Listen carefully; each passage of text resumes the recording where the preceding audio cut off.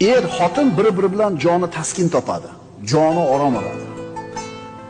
Nima sababdan er xotin bilan taskin topadi joni? Nima sababdan xotin er bilan taskin topadi joni? Eng oliy yaxshi nikoh qachon bo'ladi? Xotin erning quvonchi bo'lsa. Er xotinning quvonchi bo'lsa. Domla qada ekan unaqasi. Birodar, 20 yil bo'ldi yashaganingga, 30 yil bo'ldi yashaganingga. Demak, bir-biringni ko'zingni quvonchisan, bo'lmasam yashamas eding.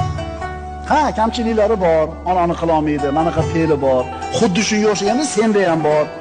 Sen kamchiliklarga ko'zingni yumib kechirib yashayotganingdek, ayoling ham shu narsalarga ko'zini yumib turib kechirib yashayapti. Demak, o'rtada hamdamlik bor. To'g'rimi, birodarlar? Bu Alloh taoloning mo'jizasi. Inson juft yashash kerak. Tog' bo'lib yasha olmaydi.